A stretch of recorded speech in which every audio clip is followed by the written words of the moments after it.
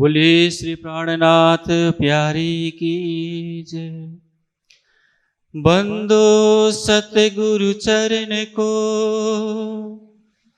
करूं सो प्रेम प्रणाम।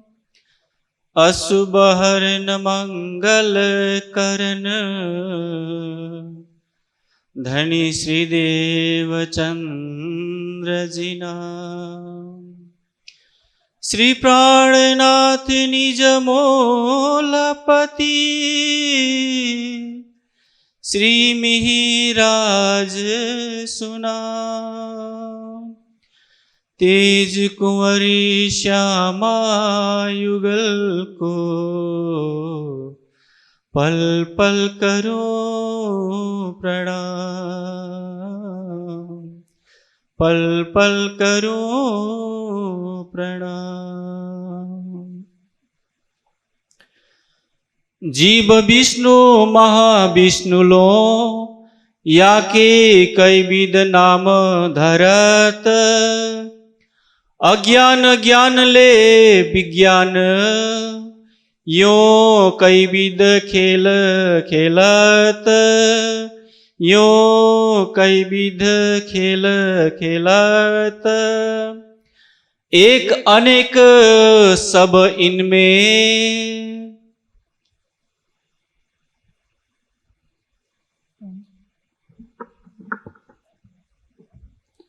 इस मायावी जगत में परम धाम की ब्रह्मात्मा खेल देखने के लिए आई हुई है।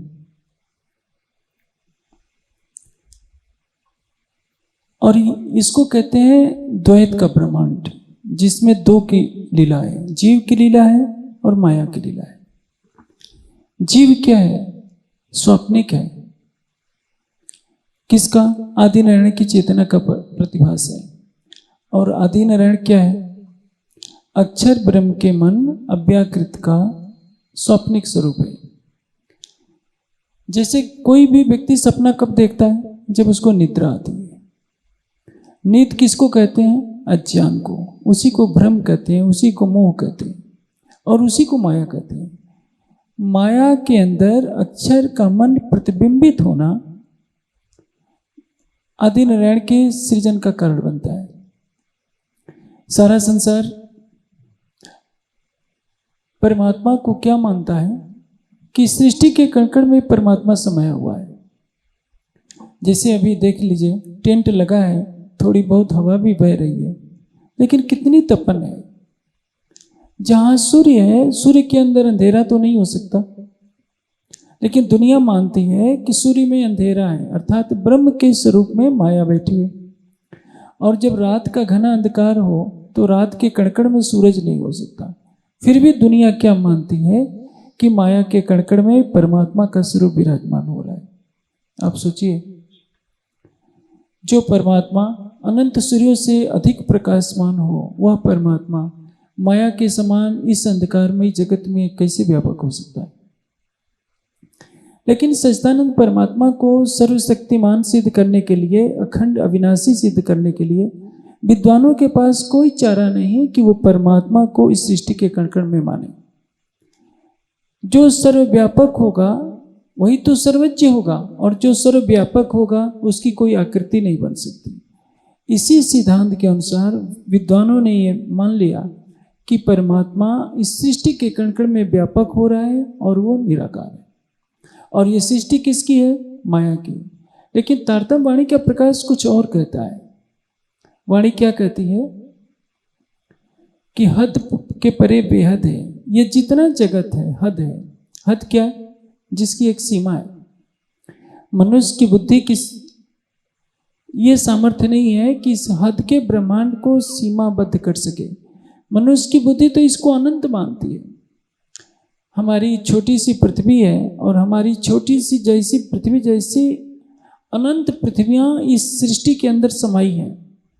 मैंने रात्रि की चर्चा में भी कहा था, जिस तरह से समुद्र के अंदर असंख्यों पानी के बुलबुले उगते हैं और डूब जाया करते हैं, उसी तरह से इस मोह सागर रूपी समुद्र में हमारी पृथ्वी जैसी असंख्यों पृथ्वियां, असंख्यों 14 लोक, पानी के बुलबुले की तरह पैदा होते हैं, उसी में डूबते रहते हैं। आप सोचिए, इस पृथ्वी पर लगभग 7 अरब के आसपास प्राणी रहते हैं। एक से एक धनवान है, एक से एक रूपवान है।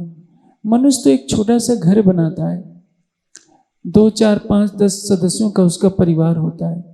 कुछ विद्यालयों में, विश्वविद्यालयों में डिग्री प्राप्त कर लेता है और उसके मन में धारणा बन जाती है कि परमात्मा नाम की कोई चीज ही नहीं है। मनुष्य की बुद्धि कितनी है? यदि बुद्धि को एक सागर माना जाए तो उसका एक अंश, एक बूंद का ही अंश हमारे पास है और उसका भी उपयोग करने की संपूर्ण सामर्थ्य हमारे पास नहीं है। तो आप सोचिए, जो परमात्मा बुद्धि से परे है, उस परमात्मा को बुद्धि से कैसे जाना जा सकता है, मन से कैसे जाना जा सकता है? इसलिए एक अनुमान के अनुसार जो इस मोह सागर में नारायण का रूप प्रकट होता है, दुनिया उसी को क्या मानती है? परमात्मा। जैसे आप दाहोद में सो गए हैं, सोते सोते आप मान लीजिए कि सपने में अहमदाबाद चले गए। अहमदाबाद के किसी जंगल में आप भटक रहे हैं। अहमदाबाद के पहाड़ी इलाकों में मान लीजिए कोई जंगल है, एक भालू से आपका सामना हो जाता है। भालू को देख करके आप डर जाते हैं, तो क्या होता है? आप निद्रा छोड़ देते हैं, सपना आपका टूट जाता है। आपसे पूछा जाता है कि क्या हुआ, तो कहते हैं कि ये तो भालू आ गया था। जब तक नींद है तब तक सपना है, निद्रा के हटते ही सपना टूट जाता है। उसी तरह से सपने में जब तक लीला चल रही है तब तक सृष्टि के सारे प्राणी क्या समझेंगे कि आदि नारायण ही वास्तविक परमात्मा है। क्योंकि दुनिया की पहुंच कहां तक हो सकती है? ग्रंथों में अव्याकृत तक, सबले केवल सत्स्वरूप तक संकेतों में कहा गया है। संसार तो आदि नारायण जो अक्षर के सपने का स्वरूप है, जिसको महाविष्णु कहते हैं। बैकुंठ में उन्हीं का अंशरूप क्या है? विष्णु रूप में है। और इस बैकुंठ जैसे असंख्यों बैकुंठ आदि नारायण के अंतर्गत हैं। आप सोच सकते हैं कि ये सृष्टि कितनी बड़ी अथाह है। और इस सृष्टि के अंदर जैसे एक मनुष्य के शरीर की संरचना भी आज तक कोई ऐसा नहीं हुआ है जो सारा कुछ जान सके। ध्वनि के बारे में भी दुनिया पूरी तरह से जान नहीं पाई है। संसार में प्राणियों की कितनी संख्या है, इसके बारे में भी नहीं जान सके हैं। तो आप सोच सकते हैं ज्ञान का सागर कितना बड़ा होता है। आज की नई पीढ़ी का व्यक्ति जब कुछ साइंस की किताबें पढ़ लेता है तो क्या मान लेता है कि परमात्मा नाम की कोई चीज नहीं है। हाँ, जब मृत्यु का समय आता है, बुढ़ापा आता है, तो लगता है कि क्या मैं मर जाऊंगा। ये मृत्यु ही ऐसी वस्तु है जो मनुष्य को डराए रखती है। सबके मन में होता है कि परमात्मा को चाहिए ही नहीं मौत बढ़ाना, बुढ़ापे बनाना। यदि परमात्मा ने मृत्यु हटा दिया, बुढ़ापा हटा दिया, तो मैं समझता हूँ आधी से ज़्यादा जनसंख्या ऐसे ही नास्तिक बन जाएगी। आप चाइना में जाइए, रसिया में जाइए, यूरोप की भी बहुत बड़ी जनसंख्या ऐसी है जो परमात्मा को मानने से ही मना कर देती है कि कोई परमात्मा भी है। वो क्या मानती है कि जो कुछ दिखाई दे रहा है वही सत्य है, परमात्मा नाम की कोई वस्तु नहीं है। ये तो आपका सौभाग्य है कि आपका जन्म भारत वर्ष में हुआ है। और इसलिए वाणी में क्या लिखा है? त्रैलोकी मेरे उत्तम खंड भरत को, तामे उत्तम हिंदू धर्म। पृथ्वी में पर ये जो हमारा भारतवर्ष है सर्वोपरि है, स्वर्ग से भी श्रेष्ठ है, बैकुंठ से भी श्रेष्ठ है। स्वर्ग और बैकुंठ में क्या है? सुख तो है माया का, लेकिन परम धाम का ज्ञान आपको नहीं मिलेगा। ये परम धाम की वाणी इस माया के संसार में मिली है। आप देखिए, आप टेंट के नीचे बैठे हैं, तपन हो रही है, कष्ट तो हो रहा है।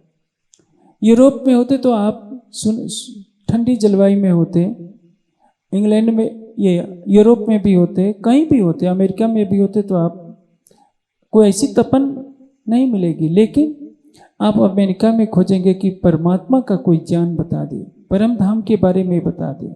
ये कोई बताने वाला नहीं, और किसी को सुनने में ज़्यादा दिलचस्पी भी नहीं रहेगी। वहां का जीवन क्या है? भौतिकता से परिपूर्ण है। इसलिए इस एक आदि नारायण के संकल्प से यह अनंत सृष्टि दिखाई दे रही है। देवता हैं, मनुष्य हैं, असुर हैं, पशु पक्षी हैं, कीट पतंग हैं, सभी प्राणियों की सृष्टि है। और सभी प्राणी क्या चाहते हैं? हर प्राणी सुख शांति चाहता है, शांति चाहता है, प्रेम चाहता है और आनंद चाहता है। और इस सृष्टि में तीनों नहीं है, न तो शांति है, न प्रेम है, न आनंद है। शांति के स्थान पर क्या है? एक दिलासा है कि चलो आज इससे सुख मिल लिया, कल उससे सुख मिल लिया, हम लखपति हैं तो करोड़पति हो जाएंगे तो कुछ और शांति मिल जाएगी। और इसी यही करते करते हमारी उम्र का एक बहुत बड़ा भाग चला जाता है। आनंद कहाँ है? सच्चिदानंद परब्रह्म के चरणों में। प्रेम कहाँ है? सच्चिदानंद परब्रह्म के चरणों में। जहाँ परम धाम है, जहाँ सच्चित आनंद है, जहाँ त्रिगुणातीत भूमिका है, वहाँ केवल प्रेम है। सत्य और रजतम के संसार में प्रेम नहीं होगा। सत्वगुण के धरातल पर तो स्नेह हो जाता है, रजोगुण के धरातल पर केवल क्रिया होती है। अब देखते हैं जो प्राणी रजोगुणी होते हैं उनका काम ही कभी समाप्त नहीं होता। वो दिन रात यही सोचते हैं कि ये काम कर लें, ये काम कर लें, लेकिन कभी वो ये नहीं सोचते कि हमारे जीवन का एक एक पल बीता जा रहा है, वो कभी पुनः दोबारा मिलने वाला नहीं। आज के दिन आप सभा मंडप में बैठ करके वाणी की चर्चा सुन रहे हैं। आपके जीवन में कभी यह समय दोबारा नहीं आएगा, कल फिर आ जाएगा। आज की तरह का दिन फिर कल आएगा आपकी उम्र में। लेकिन ये जो महीना चल रहा है, ये वर्ष चल रहा है, ये सन 2022 का ये महीना कभी नहीं आएगा। या आपके जीवन में सन 2022 तो कभी नहीं आने वाला है। ये महीना आ जाएगा लेकिन ये शायद ये वर्ष भी नहीं आएगा। जैसे जो आज संभवतः सोमवार का दिन होगा, सोमवार तो 7 दिनों का होता है, बार बार आएगा। महीना 12 महीने का होता है, ये बार बार आएगा। लेकिन सन 2022 आपके जीवन में कभी नहीं मिलेगा। और आपको जो उम्र दी गई है उसी उम्र में आपको परम तत्व की खोज करनी है। इसलिए जीवन का सर्वोपरि लक्ष्य क्या होना चाहिए? कि हम सच्चिदानंद परमात्मा को जान जाएं। अब देखिए इस संसार में बड़े बड़े चक्रवर्ती सम्राट हुए हैं जिन्होंने क्या चाहा है कि हमें परम धाम का कुछ ज्ञान मिल जाए। कई देव दानव हो गए, कई तीर्थंकर अवतार, किन सपनों नाश रवनो सो इत मिल्या नर। किसी को भी परम धाम का बहुत ज्ञान नहीं मिला। और आपके सौभाग्य से इस इलाके में आपको परम धाम का ज्ञान किस तरह से दिया जा रहा है, और राज्य की ये सबसे बड़ी कृपा है। इत साच झूठ विस्तार। सत्य भी है और झूठ भी है। झूठ किसको कहते हैं? जिसका रूप हर पल बदल रहा है। जितने जड़ पदार्थ हैं उसको झूठ कहा जाता है। और सत्य क्या है? जो चेतन है। हमारे शरीर में चेतना हमेशा एक जैसी रहती है। हमारा शरीर, आप देखते हैं माता के गर्भ में पिंड का वास होता है, पिंड का जन्म होता है। वो बढ़ता बढ़ता 9 माह के पश्चात गर्भ के रूप में आता है, बालक के रूप में खेलता है, बढ़ता जाता है, किशोरावस्था में प्रवेश करता है, पुनः युवक बनता है। उसके पश्चात अधेड़ावस्था में आने लगता है। अधेड़ावस्था में आते ही बालों में सफ़ेदी आने लगती है, दांत कमजोर हो जाते हैं, शरीर निढाल सा होने लगता है, और बुढ़ापे में चलने की ताकत नहीं रहती, लाठी के सहारे चलता है। फिर यह शरीर काल के गाल में समा जाता है। अब देखते हैं, आप किसान हैं, अधिकतर एक फसल बोते हैं, फसल पक जाती है, फिर उसको काट डालते हैं, पुनः फसल खत्म हो जाती है। जीवन के साथ मृत्यु जुड़ी है, उत्थान के साथ पतन जुड़ा हुआ है। मृत्यु के साथ जन्म और जन्म के साथ मृत्यु हमेशा चले आ रहे हैं। आज जो आप भवन बना रहे हैं कुछ वर्षों के बाद पुराना हो जाएगा, लेकिन आपके शरीर में जो चेतना है, नयनम छिदंत शास्त्राणी नयनम दहत पावका न चैनम क्लेदते अपो न सोसत मारता। जो आपके अंदर जो चेतन तत्व है, किसी शस्त्र से इसको काटा नहीं जाता, अग्नि से इसको जलाया नहीं जा सकता। सूर्य के अंदर भी आपके जीव को रख दिया जाए तो सूर्य आपके शरीर को तो भस्म कर देगा, लेकिन चेतना को नहीं। इसको क्या कहते हैं? जो मृत्यु से न डरे, मृत्यु से प्रभावित न हो, किसी शस्त्र से उसको मारा ना जा सके। वो क्या है? सत्य। शरीर तो नश्वर है, शरीर पैदा होता है, शरीर की मृत्यु होती है। जैसे आपके शरीर में चेतना है तो आपकी मृत्यु होती है तो क्या कहते हैं कि आप मर गए, लेकिन आप शरीर तो नहीं। आपको भय क्यों लगता है? आप ही नहीं, संसार के हर प्राणी को भय लगता है, क्योंकि मृत्यु में कष्ट होता है, जन्म में कष्ट होता है। किसी को कहिए कि क्या कह दीजिए कि तुम मर जाओगे तो कितना घबरा जाता है। जिनको फांसी होने वाली होती है वो बेचारे रोने लगते हैं, उनको लगता है कि आज मैं मर जाऊंगा। यदि वो न रोए, फांसी न भी लगे तो भी तो मनुष्य को तो मरना ही पड़ेगा। मृत्यु परम सत्य है, इसको इनकार नहीं किया जा सकता, क्योंकि सृष्टि का सिद्धांत ही है जातः से ही ध्रुव मृत्यु। जिसने जन्म लिया है उसका मृत्यु हो, उसका मरण अवश्यंभावी है। इसलिए सांच झूठ विस्तार। झूठ क्या है? जो बदलता रहे। सत्य क्या है? जो परिवर्तित न हो। सूर्य हमें पूरब में उगता हुआ दिखता है, ये शाश्वत सत्य है। लेकिन सूर्य की भी एक उम्र है, एक समय के बाद सूर्य भी नष्ट हो जाएगा, पृथ्वी भी नष्ट हो जाएगी, यह आकाश भी नष्ट हो जाएगा। लेकिन जो हम हैं, हमारी चेतना है, उसका कभी नाश नहीं होगा। इसलिए इस सृष्टि में क्या है? सत्य भी है और झूठ भी। अक्षर ब्रह्म क्यों पावही। और दुनिया अक्षर को नहीं जानती। किसको मानती है? आदि नारायण को मानती है। आदि नारायण की तो बात छोड़िए, यदि हिंदू समाज आदि नारायण की भी भक्ति करता रहता तो भी कोई कष्ट नहीं था। देखिए, वैकुंठ में अवतार नहीं है जो 10 अवतार को मानिए, 24 अवतार को मानिए। वैकुंठ में तो कोई भी अवतार नहीं है। पौराणिक मान्यता के अनुसार वैकुंठ के विष्णु भगवान अवतार लिया करते हैं। अवतार 24 विष्णु के वैकुंठ थे आवे जाएं, वाणी कहती है पौराणिक मान्यता के अनुसार। सीता और राम की भक्ति यहाँ होती है। हिंदू समाज सीता और राम के गुणों की पूजा करना नहीं चाहता। राम कौन है? मर्यादा पुरुषोत्तम। राम जैसा इस सृष्टि में कोई मर्यादा निभाने वाला, धर्म की मर्यादा का पालन करने वाला नहीं हुआ। आदर्श पिता हैं, आदर्श भाई हैं, आदर्श राजा हैं और एक आदर्श महामानव है। उनके गुणों की हिंदू समाज पूजा करना कम पसंद करता है। क्या करता है? उनकी मूर्तियां बनाता है, चित्र बनाता है, उसी की पूजा करने लगता है। हनुमान जी की पूजा करता है, शंकर जी की पूजा करता है। पूजा कीजिए, इनके गुणों की पूजा कीजिए, चरित्र की पूजा कीजिए, चित्र की पूजा न कीजिए। रामायण पढ़िए, रामायण के अंदर ज्ञान निहित है, उस ज्ञान को आत्मसात कीजिए, वह तो ठीक है। लेकिन आज हिंदू समाज, आप देखिए, मैंने रात्रि को भी कहा था, विष्णु भगवान की पूजा के नाम पर हिंदू समाज ने शालिग्राम की पूजा प्रारंभ की।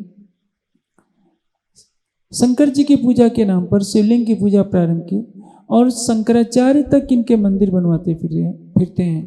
पूछा जाए कि क्या वेद में ऐसा लिखा है कि शालिग्राम की पूजा करो, शिवलिंग की पूजा करो या चित्र की पूजा करो? लेकिन नहीं। आज हिंदू समाज वेदों से उल्टा चल रहा है। वेद क्या है? गीता में श्री कृष्ण कहते हैं ब्रह्म अक्षर समुद्भवम्। वेद की उत्पत्ति अविनाशी ब्रह्म से हुआ जानो। राज्य की वाणी हमें मिली है, इससे बड़ा सौभाग्य हमारा कुछ नहीं।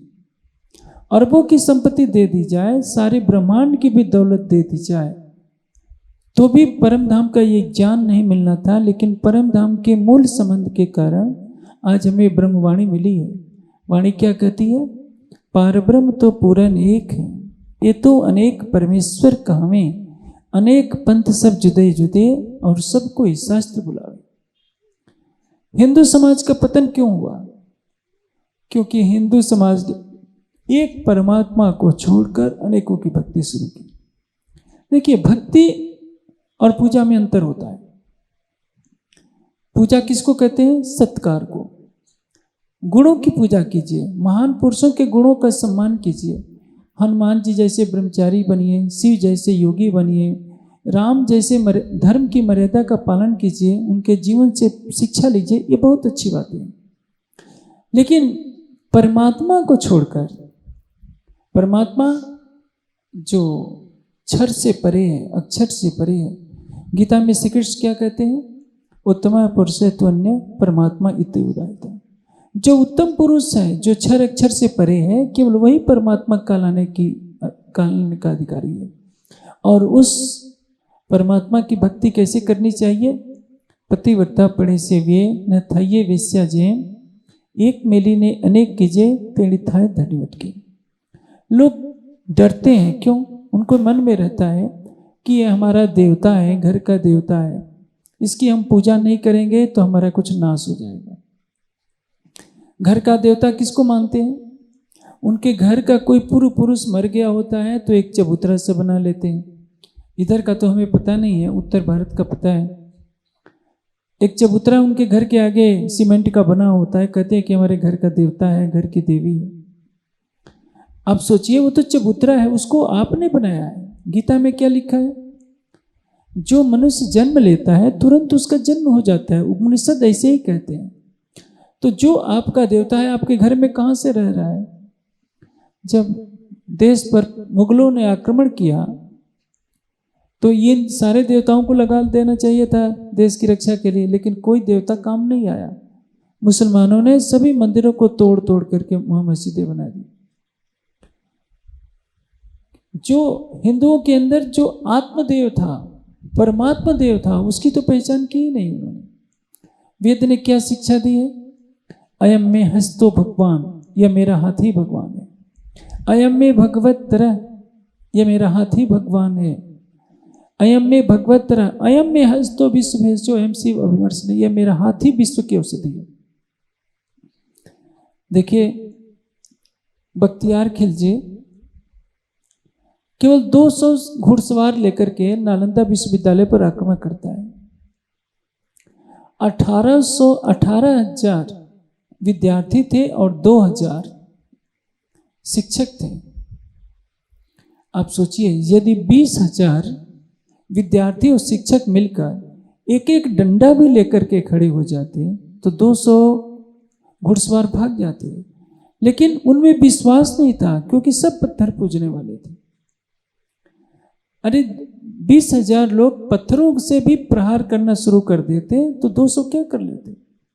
लेकिन टिड्डी दल की तरह, भेड़ों की तरह भाग निकले। जो पकड़े गए उनको तलवारों से काट डाला गया। यह होता है एक परमात्मा पर आस्था न रखने का परिणाम, क्योंकि आत्मबल ही नहीं रहता। हमें विश्वास दिलाने वाला ही नहीं होता कि हमारे अंदर कौन सी शक्ति है। ऐसे माया के अंधकार में आप आए हैं जिसमें एक परमात्मा के अतिरिक्त अन्य की भक्ति होती है। दुनिया परमात्मा को जानते ही नहीं। पेड़ काले किन देखी नहीं, सब रहे छाया में उर्जाए, गम छाया की भी न पड़ी तो पेड़ पार क्यों न खा। ये पेड़ काले किन देखी नहीं, परमात्मा तो छोड़िए, इस सारी सृष्टि जिस माया से बनी है, कारण प्रकृति से बनी है, उसके बारे में दुनिया नहीं जानती, क्योंकि सब उसकी छाया अष्टावरण में उलझे हुए। अष्टावरण क्या है? पंचभूत मन बुद्धि अहंकार का जो आवरण है उसको अष्टावरण कहते हैं। बैकुंठ भी इसी के अंतर्गत आ जाता है। दुनिया बैकुंठ बिहारी की भक्ति करती है, बैकुंठ बिहारी की भी नहीं करती। वो तो शालिग्राम की पूजा करती है, शिवलिंग की पूजा करती है, जिसको कोई कारीगर बना देता है। आप सोचिए, परमात्मा ने सारी सृष्टि को बनाया आदि नारायण ने, और मनुष्य ने पत्थरों के भगवान बनाना शुरू कर दिया, उसमें प्राण फूकना शुरू किया और कहा कि तुम ही सब कुछ। हमारा समाज भी क्यों पीछे रहेगा? हमारे समाज में भी अब वाणी को सिंहासन पर पधराया गया था कि वाणी की पूजा होगी, लेकिन अब तो धीरे धीरे परंपरा डाली जा रही है कि राधा कृष्ण की, राज समाजी की मूर्तियों की बनाने की। ये मूर्ति पूजा है जो समाज को अज्ञानता के अंधकार में ढकेलती है। ये मूर्ति पूजा है जिसने इसने देश को इतना जर्जर कर दिया कि सोमनाथ के मंदिर पर जब महमूद गजनवी आक्रमण करता है, आप जानते हैं 1,000 पंडित तो केवल वहां पूजा करने के लिए थे। सेना लेकर के वो खड़ा है और ये पंडित कह रहे थे कि अभी आक्रमण करने का समय नहीं हुआ, शिवलिंग की पूजा होती थी। पूछा जाए वेद में कहाँ लिखा है शिवलिंग की पूजा, गीता में कहाँ लिखा है, उपनिषद में कहाँ लिखा है, 6 दर्शनों में कहाँ शिवलिंग की पूजा लिखी है। लेकिन जब समाज अशिक्षित हो जाता है तो उसको कौन समझाए। परिणाम क्या होता है, आज भी हिंदू समाज का 70% भाग जो कुछ है वेदों से उल्टा चल रहा है, जड़ की पूजा करता है, एक चेतन अविनाशी अखंड उस परब्रह्म की उपासना नहीं करता जो 6 अक्षर से परे उत्तम पुरुष अक्षरातीत है।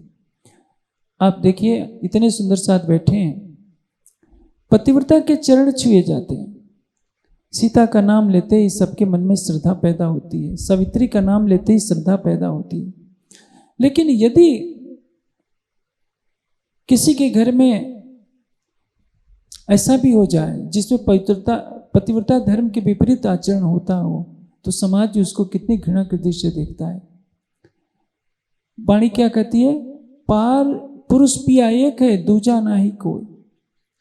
सबकी आत्मा का प्रियतम कौन है, केवल एक ही तो परमात्मा है जिसको कहते हैं प्राणपति, कहते हैं प्राणनाथ कहते हैं। तुम हो एक अगोचर सबके प्राणपति, इस सनातन धर्म के मंदिरों में भी गाया जाता है, आर्य समाज के भी कार्यक्रमों में ये भजन गाया जाता है। सारी सृष्टि का परमात्मा कौन है, एक है। लेकिन एक परमात्मा को छोड़कर जब अनेकों की भक्ति चल पड़ी, चेतन परमात्मा का ध्यान करना बंद हो गया, जड़ की पूजा शुरू हो गई, शालिग्राम और तुलसी का विवाह प्रचलन हो गया। आप देखते हैं अभी नवरात्र बीती है, इस नवरात्रि में क्या होता है, मिट्टी और पराली से ही तो दुर्गा की मूर्तियां बनती हैं। 9 दिन पूजा करेंगे, फिर ले जाकर के नदी में डुबोएंगे। यदि सच्चिदानंद परमात्मा का ज्ञान हो जाए, समझ ले कोई भी कि जिसने 10 इंद्रियों के राजा मन को जीत लिया है, वो अपने अंदर दैवी शक्ति विकसित कर सकता है और अज्ञान रूपी महिषासुर राक्षस का वध कर सकता है। सबके अंदर दुर्गा है, सबके अंदर वो दैवी शक्ति है जिसको दुर्गा कहा गया है। और वो कब मिलती है, जो 10 इंद्रियों के राजा मन को जीत लेता है, वो मन रूपी सिंह पर बैठकर महिषासुर राक्षस का वध करने में समर्थ हो सकता है। तो आज हिंदू समाज तो अंधकार में फंसा हुआ है। मुस्लिम समाज एक परमात्मा को मानते हुए भी हिंसा में लिप्त है। वो बंदूक की गोली से सारी दुनिया को इस्लाम पर ले चलना चाहता है, शरीयत पर ले चलना चाहता है। तो चाहे क्रिश्चियन हो, मुस्लिम हो, सभी भटके हुए हैं। हिंदू तो भटका ही हुआ है। ये परम धाम की वाणी किस लिए आई है, परम धाम की राह दिखाने के लिए, सारे संसार को बताने के लिए कि परमात्मा कौन है। अक्षर अक्षरातीत कहावी, सो भी कहिए तीत शब्द, शब्दातीत क्यों पावी ये जो दुनिया है। हम अक्षर ब्रह्म कर रहे हैं समझने के लिए। आप सोचिए, नारायण, दुनिया नारायण की भी कुछ भक्ति करती तो भी ठीक था। वैसे सबसे बड़ी चीज क्या है, सच्चिदानंद परमात्मा की भक्ति। आप देखिए एक एक मंदिर बनाने में कितने करोड़ों रुपए लगते हैं, और उसके पश्चात क्या होता है, आप मंदिर जाते हैं, चढ़ावा चढ़ाते हैं, पैसा चढ़ाते हैं, मन्नत मांगते हैं। क्या आपने सोचा है कि हर प्राणी के हृदय में परमात्मा ने अपना मंदिर बनाया हुआ है, जिसमें 1 रुपये की भी खर्चे की आवश्यकता नहीं पड़ती है। गीता में श्री कृष्ण क्या कहते हैं, ईश्वर सर्वभूतानां हृदय देशे तिष्ठति अर्जुन। ईश्वर सभी प्राणियों के, परमात्मा सभी के हृदय मंदिर में है। आप क्या गाते हैं, अर्ज तुम्हारा मेरा दिल है ताए करो आराम। उपनिषदों में क्या लिखा है, हृदय ही ऐसा आत्मा, हमारी आत्मा हृदय में है और उसी में प्रीतम का वास होता है। अर्ज तुम्हारा मेरा दिल है ताए करो आराम। सारा संसार तो तारतम्य ज्ञान के अंधकार में, तारतम्य ज्ञान के अभाव में भटक रहा है। हमारा उद्देश्य था, हमको चाहिए था कि हम संसार को परम धाम की राह दिखाते, सब में परम धाम की वाणी की गूंज कराते। मुझे आश्चर्य होता है, खुशी भी होती है कि दाहोद के इस इलाके में सुंदर साथ में वाणी चर्चा सुनने के लिए बहुत ललक है। जहाँ भी कार्यक्रम कीजिए एक जनसमूह उमड़ा दिखता है, छोटे बच्चे भी दिखते हैं, बड़े भी दिखते हैं। ये स्थिति कहीं और देखने को नहीं मिलती। पूरे गुजरात में भी चले जाइए तो दाहोद का नंबर पहले आता है चर्चा सुनने में। उत्तर भारत में तो बहुत कम लोगों की भीड़ आती है। वो वहाँ के लोग माया में के सुखों के पीछे ज़्यादा भागते हैं। किंतु चर्चा सुनने की जो प्रवृत्ति गुजरात के अंदर दाहोद में दिखती है, वह प्रवृत्ति कहीं और नहीं दिखती, और ये अच्छी बात है। हमारे हृदय में सत्य को जानने की जिज्ञासा होनी चाहिए, क्योंकि वही जिज्ञासा हमें परम धाम की तरफ ले चलेगी। यदि ज्ञान ही हृदय में नहीं रहेगा, यदि कोई व्यक्ति शालिग्राम की भक्ति करता है, शिवलिंग की भक्ति करता है, दुर्गा की मूर्ति की, काली की मूर्ति की भक्ति करता है, श्रद्धा तो है उसमें, लेकिन उस बेचारे को बताने वाला कोई नहीं कि ये परमात्मा नहीं है। परमात्मा कौन है? जो नारायण से परे है। चाहे शिव हो, विष्णु हो, राम हो, ये सभी महापुरुष हैं, ऋषि मुनि हैं, योगी यति हैं।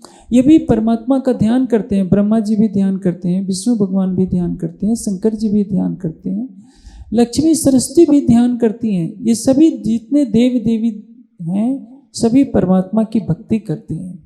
लेकिन परमात्मा कौन है? जो क्षर से परे, अक्षर से भी परे है। इसलिए ये दुनिया तो नारायण को नहीं जान पाती, अक्षर को क्या जानेगी? और जो अक्षर को नहीं जानेगा, भला अक्षरातीत को क्या जानेगा?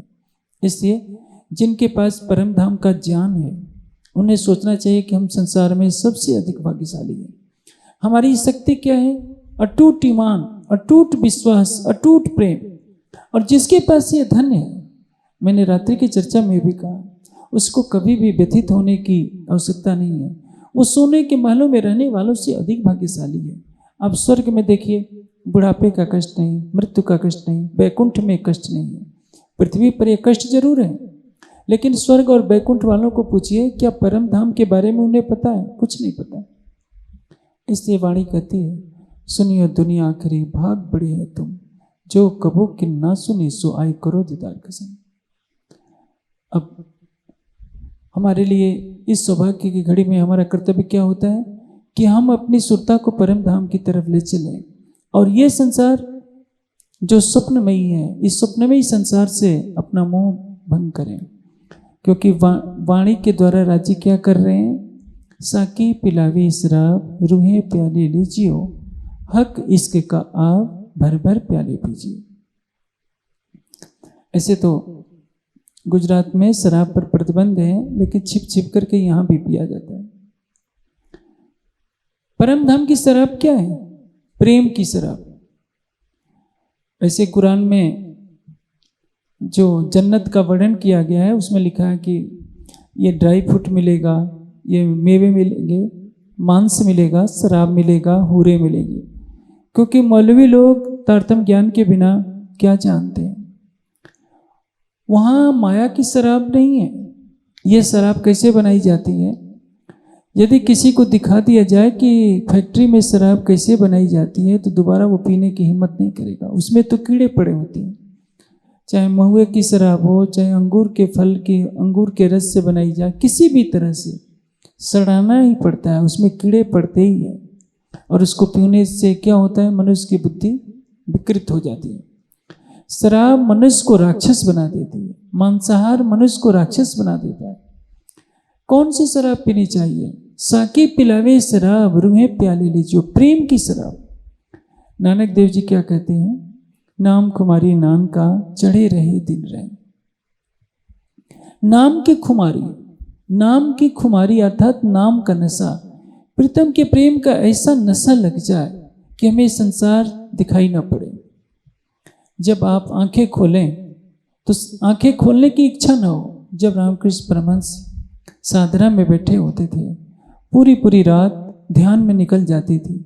सवेरे उठते ही आंखें जब खोलते थे तो कहते थे कि हे परमात्मा, ये पूरी रात आपकी याद में तो बीत गई, लेकिन आपका दर्शन नहीं हुआ। पुनः नित्य क्रिया से निवृत्त होकर के ध्यान में बैठ जाते थे। जब शाम होने को आती थी तो कहते थे कि हे परमात्मा, यह दिन भी आपको देखे बिना बीत गया। ऐसी तड़प तो होनी चाहिए। रामकृष्ण परमहंस कोई ब्रह्म सृष्टि नहीं है, लेकिन हमें शर्मिंदा कर रहे हैं कि हम सुंदर साथ के पास परम धाम का ज्ञान है, किंतु हम सुंदर साथ 1-2 घंटे भी मुश्किल से दे पाते हैं। और वह तारतम्य ज्ञान के न होने पर, जो एक काली मंदिर के पुजारी हैं, उनके गुरु तोतापुरी जी हैं, वेदांत का ज्ञान देते हैं, लेकिन आदि नारायण के भी प्रेम में वो इतने डूब चुके हैं कि 6 महीने तक उन्होंने मुश्किल से भोजन किया। जैसे एक व्यक्ति बेहोश रहता है, 6 महीने तक समाधि में रहे। और एक महात्मा थे, उनका एक भतीजा था जो जबरदस्ती उनके मुंह में भोजन डाल दिया करते थे। आप सोचिए, हम सुंदर साथ 6 अक्षर से परे परम धाम का ज्ञान लेकर कितने आराम की जिंदगी बिता रहे हैं। हमें अपनी आत्मा की जागृति के लिए क्या करना होगा? निस्तिन ग्रह्य प्रेम से युगल स्वरूप के चरण, प्रतिदिन यह दृढ़ प्रण करना पड़ेगा। ऐसा कोई दिन न जाए जिसने हमने राज्य का ध्यान न किया, ऐसी कोई रात न जाए जिसमें हमने अपने प्राणेश्वर को अपने हृदय से पुकारा न हो।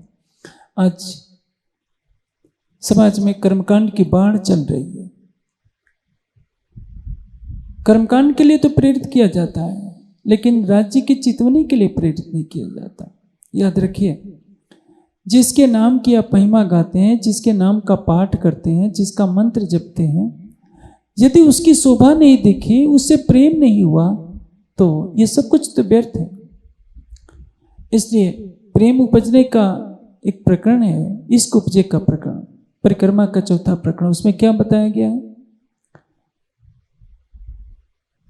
कि यही अपनी जागनी जो याद आवे निज सुख, इश्क यही सो आवही, यही सो ये सन्मुख। हम परम धाम का ध्यान करें, युगल स्वरूप के नख से सिख तक का ध्यान करें। जैसे जैसे उसका ध्यान करते जाएंगे, माया हमसे छूटती जाएगी। हमारे अंदर की जो तृष्णाएं हैं, ये सब हटती जाती हैं। आप देखेंगे कि व्यक्ति करोड़पति बनता है लखपति से, फिर उसके मन में इच्छा होती है कि मैं अरबपति भी बन जाऊं। अरबपति बन गया तो सोचता है कि मैं पूरी दुनिया का राजा बन जाऊं। कभी इच्छाएं पूरी नहीं होती। और एक ऐसा व्यक्ति है जो वृक्ष के नीचे पड़ा है, उसको कोई धन नहीं चाहिए, कपड़े भी फटे पुराने हैं कि नहीं है, कमर में लंगोट है, कोई गारंटी नहीं है कि कपड़े की हो, मूछ की भी लंगोट हो सकती है, किसी तरह से शरीर को ढके हुए जो मिल जा रहा है खा ले रहा है, लेकिन ध्यान में मस्त है, उसको कोई चिंता नहीं। चाह नहीं चिंता नहीं, मनुआ बेपरवाह, जाको कुछ नहीं चाहिए सोई संसार। ये तो दुनिया वालों ने करके दिखा दिया। हम परम धाम का ज्ञान पाने के बाद भी यदि दुखी रहते हैं, चिंतित रहते हैं, तो परिणाम क्या है? इसका अर्थ यही है कि हम राज्य से अभी दूर हैं। जिसके हृदय में अनंत ब्रह्मांडों का सृजन करने वाले अक्षर ब्रह्म का प्रीतम बसता है, श्यामा जी का प्रीतम बसता है, आपकी आत्मा का प्रीतम बसता है, उसको दुखी होने की क्या हो सकता है? इसलिए आप अष्टपहर 64 घड़ी उठते बैठते सुपन सोआ जागृत दम न छोड़े मासू को जाके असल हक निस्बत। आप देखिए, चाहे सूफी फकीर हो, भले ही एक अल्लाह को मानते हैं तो क्या, वो भी नारायण से ऊपर की गति नहीं कर पाते। मोहम्मद साहब के बाद केवल एक सूफी फकीर हुए हैं कि उन्होंने ही नारायण को देखा है, अन्यथा सभी भले ही इबादत कितनी भी करें, 5 बार नमाज पढ़ें, कुछ भी करें, कोई भी निराकार से परे नहीं जा सकता। हिंदू में जो हिमालय की बड़ी बड़ी गुफाओं में बैठे रहते हैं, वो भी लंबी लंबी समाधियां लगाते हैं, वो भी निराकार को पार नहीं कर पाते। और आपको घर बैठे बैठे राज्य ने परम धाम का ज्ञान दिया है, और वो परम धाम जिसकी लीला देखने के लिए अक्षर की आत्मा तरसती है, जिसकी शोभा को देखने के लिए अक्षर ब्रह्म की चाहना रहती है, और वह अक्षर ब्रह्म कोट ब्रह्मांड जाके पलते पैदा सोचा है हमारा दर्शन। इसलिए आपको आत्ममंथन करना होगा कि हमारे जीवन का एक एक पल कितना अनमोल है। आप अपनी गरीबी को न देखिए, अपने सांवले रंग को न देखिए, अपनी झोपड़ी को मत देखिए, अपने सौभाग्य को देखिए कि सर्वशक्तिमान अक्षरातीत हमसे प्रेम करते हैं, हमारे दिल में रहते हैं, आपको परम धाम का ज्ञान देते हैं, तारतम वाणी के रूप में ज्ञान से विराजमान है। और इस तरह तारतम वाणी को चिंतन में लाकर चितौनी में करके आपको अपने जीवन को धन धन बनाना है। भई आड़ी निराकार। संसार में जितने भी बड़े बड़े योगी होते हैं, उनके सामने निराकार का पर्दा होता है। बहुत तोड़े तो शून्य तोड़ी, आड़ी पड़ी निराकार। ये निराकार का मंडल इतना घना है, पुराण संहिता में वर्णन आता है कि ब्रह्मा, विष्णु, महेश, ईश्वर और सदाशिव, ये पांचों देवता जब ध्यान में आगे बढ़ते हैं तो इनके सामने भी निराकार का पर्दा आ जाता है। वहाँ सुमंगला शक्ति की कृपा से ये पांचों देवता निराकार को पार कर जाते हैं। रुद्री शक्ति इनके सामने प्रकट हो जाती है और कहती है कि देखो देवगणों, मैंने आज तक इस सृष्टि में किसी को भी निराकार को पार नहीं करने दिया है। मेरा कार्य ही है कि सबको रोक देना। यदि तुम इससे पार जाना चाहते हो तो सुमंगला की आराधना करो। अक्षर ब्रह्म की जो शक्ति है उसको सुमंगला कहते हैं। आप सोचिए, आपको सुमंगला के रूप में कौन मिला है? सुमंगला के स्थान पर राज्य का जोश। आप चितवनी में बैठते हैं, तारतम का मौन पाठ करते हैं, घुमट जी की सेवा या सदगुरु का ध्यान करते हैं। थोड़ी देर में आपके हृदय में जो प्रेम की भावना होती है मूल संबंध के कारण, राज्य का जोश जिसको जिब्रील कहते हैं, वो आपकी सुरता को हद से परे कर देता है, निराकार से परे कर देता है।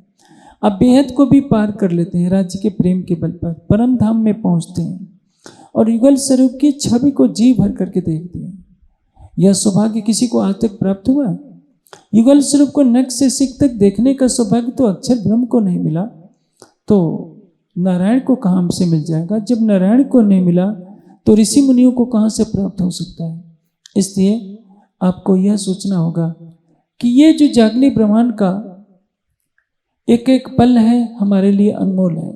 हम नकारात्मक चिंतनों से अपने को अलग करें, तारतम वाणी के चिंतन में प्रतिदिन कुछ न कुछ समय दें। बिस्तर से उठने के बाद पहला कार्य करें चितवनी का करें। यदि आपने उठते उठते चितवनी कर लिया, उसके बाद कुछ और कीजिए। माताएं बहनें उठने के बाद पहला कार्य चितवनी का करें। बाद में घर को साफ करें, बच्चों को तैयार करें, जो भी करना हो करें, लेकिन उठने के बाद 10 मिनट भी कीजिए, 15 मिनट भी कीजिए, आधा घंटा भी कीजिए, लेकिन पहले काम चितवनी का कर लीजिए। 5 बजे से पहले तो कुछ मुझे नहीं लगता कि कोई बहन चूल्हे में जाती होगी।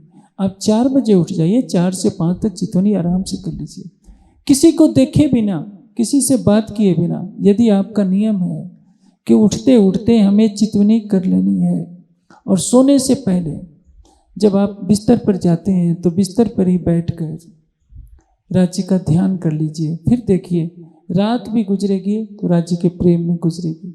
सवेरे उठकर यदि आपने हृदय का पहला प्रेम राज्य के लिए दिया, राज्य की चितवनी की, तो पूरा दिन भी ऐसा गुजरेगा जैसे लगता है कि हर पल आपके साथ राज्य है।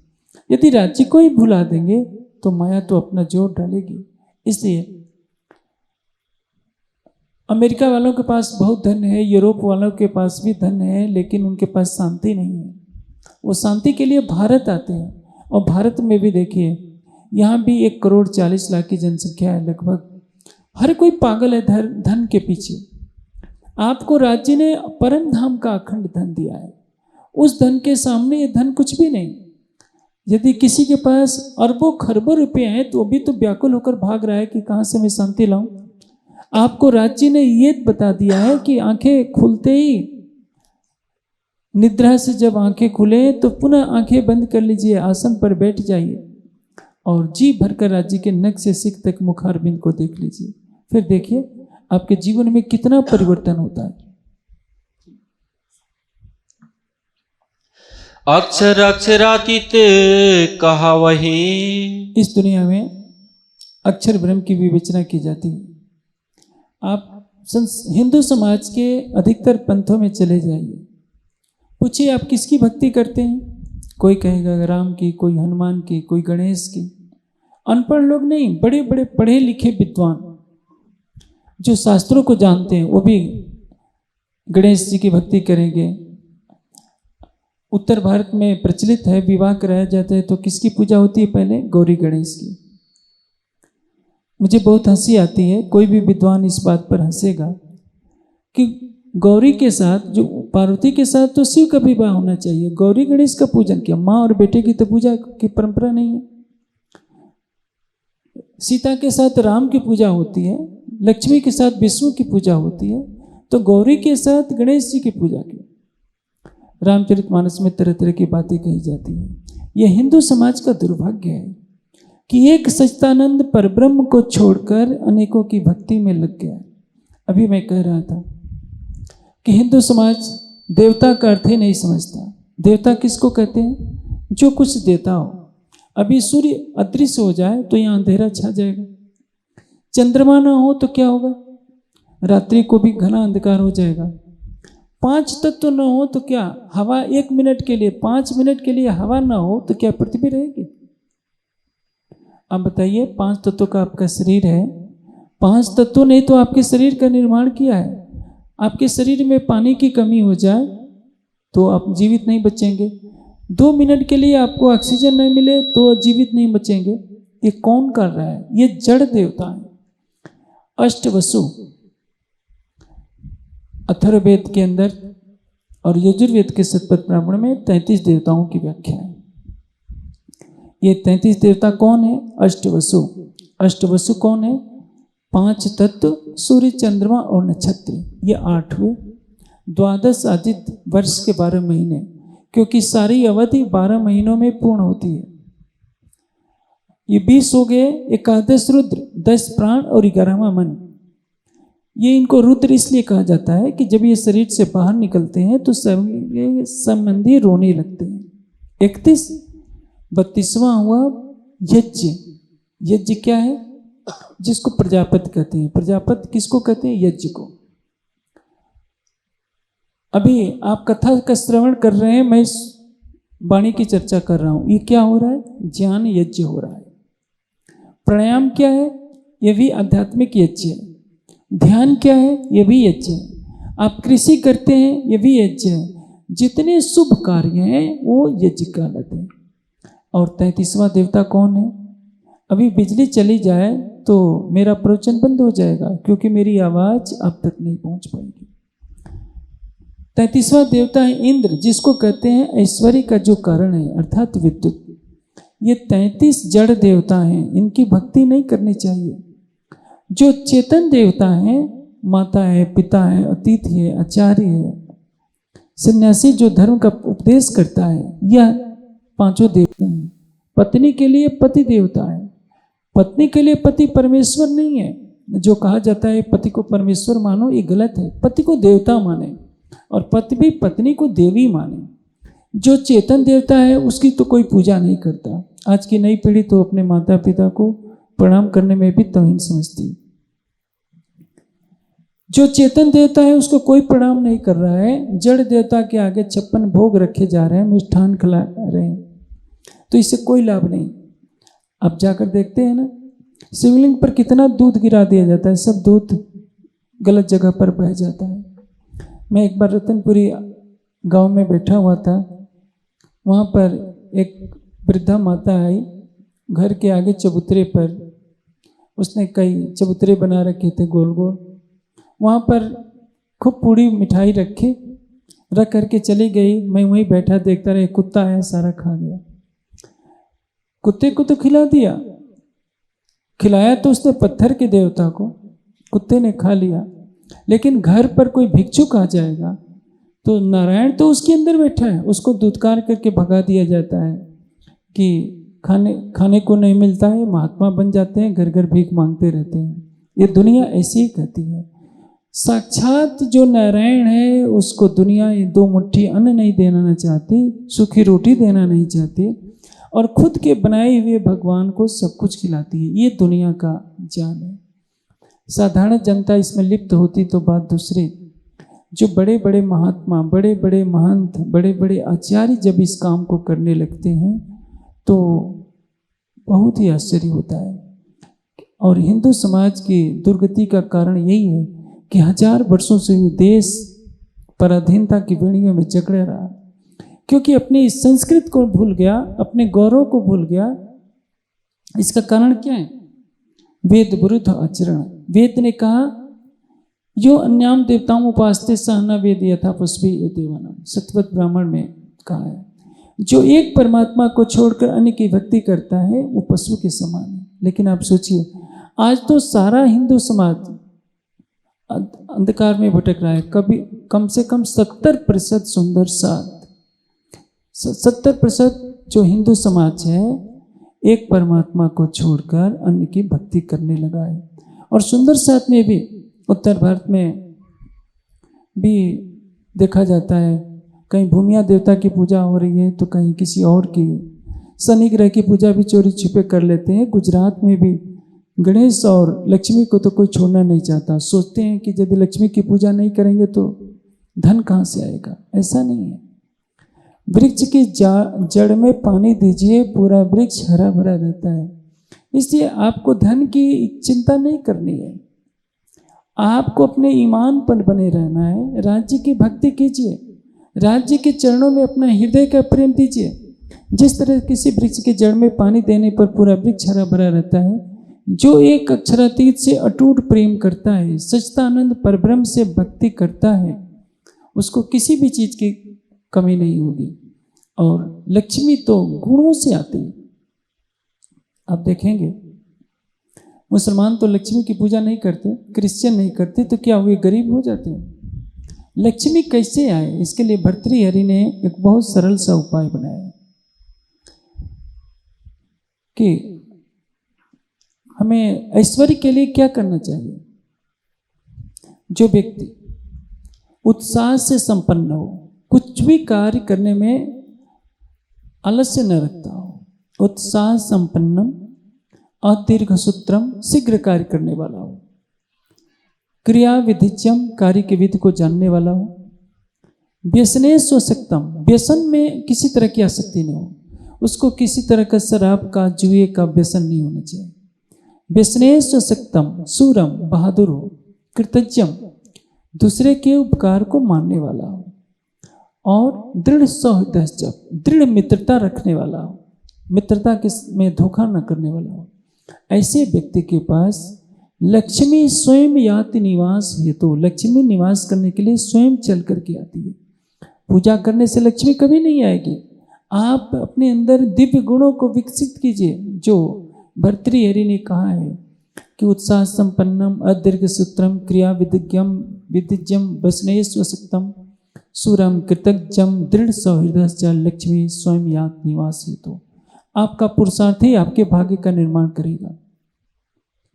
यदि आप पुरुषार्थ से रहित हो जाएंगे, सच्चिदानंद परब्रह्म के प्रति आप अटूट श्रद्धा से रहित हो जाएंगे, तो आप भटक जाएंगे। आज देश में करोड़ों करोड़ों के मंदिरों का जाल बिछा हुआ है, लेकिन विद्यालयों की कमी है। कोई धर्म ग्रंथों की शिक्षा देने वाला नहीं है। जब समाज में ज्ञान ही नहीं रहेगा, भक्ति का मार्ग ही नहीं रहेगा, तो केवल मंदिरों में केवल मिठाई चढ़ाने से, 56 भोग चढ़ाने से आत्मा का कोई कल्याण नहीं होगा। संसार को आवश्यकता है ज्ञान के प्रकाश की। ज्ञान के मंदिर बनाइए।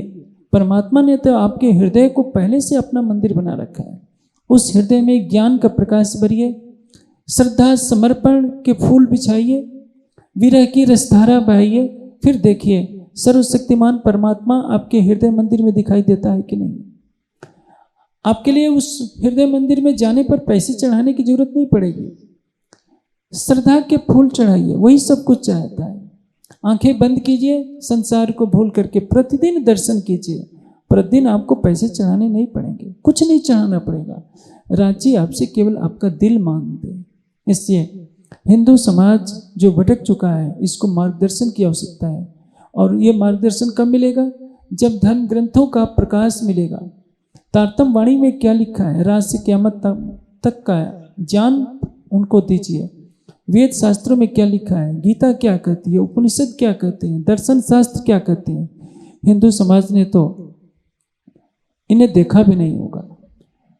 यहाँ जितने सुंदर साथ बैठे हैं, दूसरे पंथों के भी लोग बैठे हैं, मुझे नहीं लगता कि इसमें 5 भी ऐसे नहीं होंगे जिन्होंने चारों वेद देखा है। मैं सच कह रहा हूँ। यहाँ जितने सब बैठे हैं, इसमें 5 ने भी चारों वेद नहीं देखा हो सकता है 100-150 ने गीता देखी हो, 6 दर्शन भी 20-25 से ज़्यादा ने देखा नहीं होगा। गायत्री मंत्र भी 20-25 से ज़्यादा कोई याद नहीं होगा। तो आप सोचिए इससे बड़ी दुर्भाग्य की स्थिति क्या होगी। क्या एक शालिग्राम का दर्शन, शिवलिंग का दर्शन या दुर्गा की मूर्ति का दर्शन आपकी आत्मा को जागृत करेगा? इसलिए सरल हिंदुस्तानी भाषा में जो वाणी का अवतरण हुआ है, जिसका 133 भाषाओं में अनुवाद आपको मोबाइल पर मिल जाएगा, आप वेबसाइट SPJIN के माध्यम से 133 भाषाओं में वाणी की व्याख्या पढ़ सकते हैं। हरिद्वार में जो शास्त्रार्थ होता है श्री जी का सभी आचार्यों के साथ, वो जान सकते हैं बीतक की टीका के अध्ययन से। 133 भाषाओं में 70 भाषाओं में आप सुन सकते हैं। इसलिए इस इलाके में जहाँ बार बार धर्मांतरण की, मतांतरण की बातें आती रहती हैं, आप जगह जगह जाइए, उन गरीब लोगों के पास जाइए जो किसी झोपड़ी में रह रहे हैं। अपने शादी विवाहों में फिजूल खर्ची बंद कीजिए, उसमें से कटौती करके उनको साहित्य दीजिए। उनको मोबाइल में बताइए कि तुम धर्म ग्रंथों का ज्ञान घर बैठे बैठे प्राप्त कर सकते हो। एक सच्चिदानंद परब्रह्म की भक्ति में लगाइए, इससे बड़ा पुण्य कार्य और कुछ नहीं होगा। जिस दिन ये भारत का हर व्यक्ति एक सच्चिदानंद परब्रह्म की आराधना करने लगेगा और देवता की सच्ची परिभाषा जान जाएगा कि देवता पत्थर का नहीं होता है, देवता चेतन होता है। जो जड़ देवता है वो तो हमारे लिए लाभदायक है ही, लेकिन जो चेतन देवता हमारे घर पर हैं, माता पिता हैं, अतिथि हैं, आचार्य हैं, सन्यासी हैं, जो ज्ञान देते हैं, किसी न किसी रूप में हमारे जीवन का मार्गदर्शन करते हैं, उनका हम सम्मान करें। और जो हृदय में हमारी आत्मा का प्रीतम बसता है उसको प्रेम से ध्यान करें, तो शायद हिंदू समाज से सभी आडंबर मिट जाएंगे जो धर्म को कलंकित कर रहे हैं। धर्म तो सारी सृष्टि को धारण करने वाला होता है, धर्म सबका कल्याण करने वाला होता है। धर्म कभी विवाद नहीं कराता, विवाद तो अज्ञानता से और अहंकार से पैदा होते हैं। इसलिए इतना जनसमूह देखकर मुझे खुशी होती है कि इतनी तपती दोपहरी में सबको कितनी ललक है। और राज्य से मैं प्रार्थना करता हूँ कि ऐसी ही ललक पूरे देश में पैदा हो और आप सुंदर साथ जितने निष्ठा के साथ कथा चर्चा का श्रवण कर रहे हैं उतनी निष्ठा के साथ वाणी के चिंतन में लगे, चितवनी में लगे। यही सबके लिए मेरी शुभकामना।